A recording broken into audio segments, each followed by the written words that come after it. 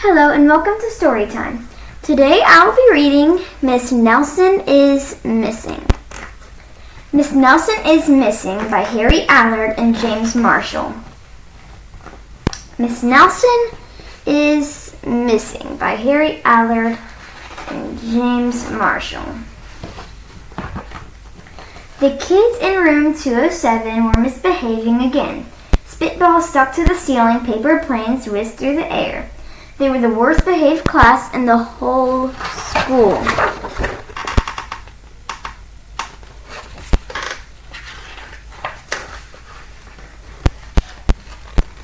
Now settle down, said Miss Nelson. But the class wouldn't settle down. They whispered and giggled, they squirmed and made faces.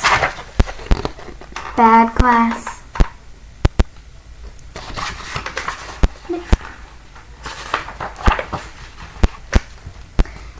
They were even rude during story hour, and they always refused to do their lessons.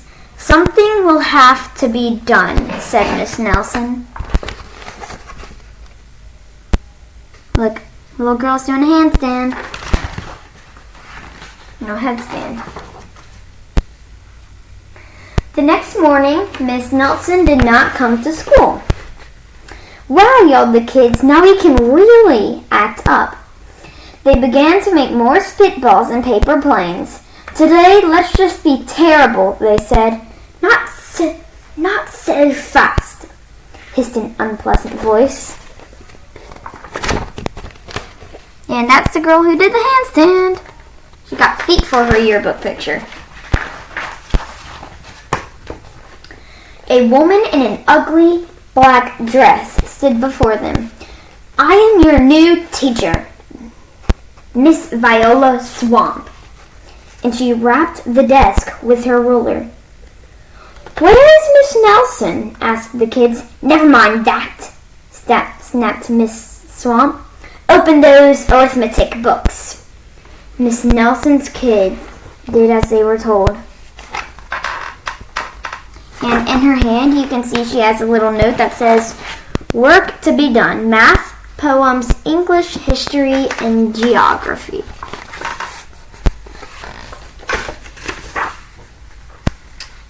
They could see that Miss Swamp was a real witch.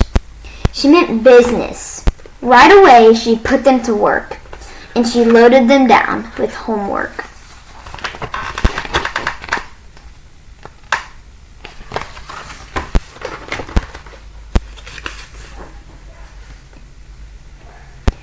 We'll have no story hour today, said Miss Swamp.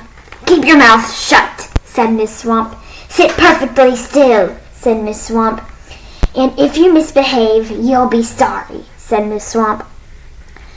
Days went by and there was no sign of Miss Nelson. The kids missed Miss Nelson.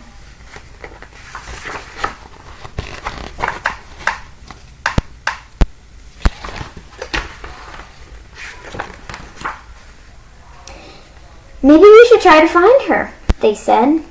Some of them went to the police. Detective Mick Smong was assigned to the case. He listened to their story. He scratched his chin. He said. I think Miss Nelson is missing. Detective Mick Smong would not be much help. And you see how he's smoking? Never do that. Smoking is very bad for your lungs. Other kids went to Miss Nelson's house. The shades were tightly drawn and no one answered the door. In fact, the only person they did see was the wicked Miss Viola Swamp coming up the street. If she sees us, she'll give us more homework. They got away just in time.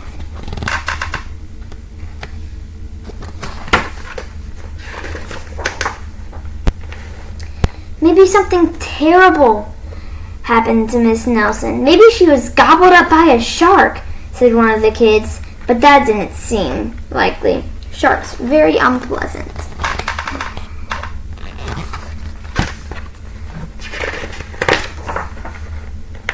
Maybe Miss Nelson went to Mars, said another kid. But that didn't seem likely either.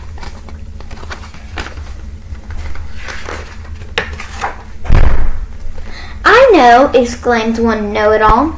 Maybe Miss Nelson's car was carried off by a swarm of angry butterflies.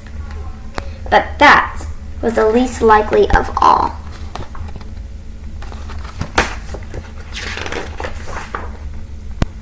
The kids in room 207 became very discouraged. It seemed that Miss Nelson was never coming back, and they had to be stuck with Miss Viola Swamp forever. They heard footsteps in the hall. "Here comes the witch," they whispered. "Hello, children," someone said in a sweet voice.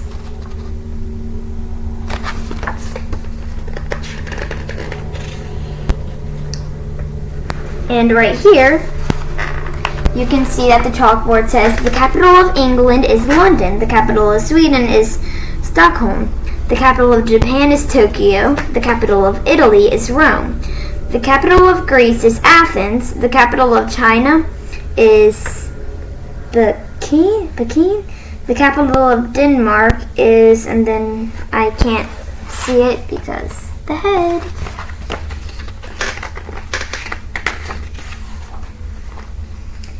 It was Miss Nelson! "Did you miss me?" she asked. "We certainly did," cried all the kids. "Where were you?" "That's my little secret," said Miss Nelson. "How about a story, Elder?"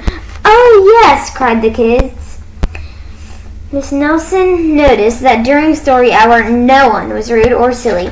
"What brought about this lovely change?" she asked. "That's our little secret," said the kids.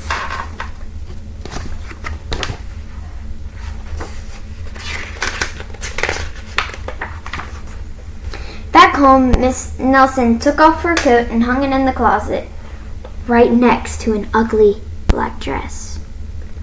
When it was time for bed, she sang a little song. "I'll never tell," she said to herself with a smile. B.S. Detective McSmong was working on a new case. He is now looking for Miss Viola Swamp. And look. You see that black dress? Now, if all teachers looked as goofy as Miss Marshall makes these two, the earth would never again have a truancy problem. So, I hope y'all learned. So, every story has a lesson, and I hope y'all learned the lesson of this story. Never be rude in your class. Your teacher works hard for you. Your teacher works hard to teach you. So never be rude. Goodbye. Make sure you like and subscribe. Have a good day.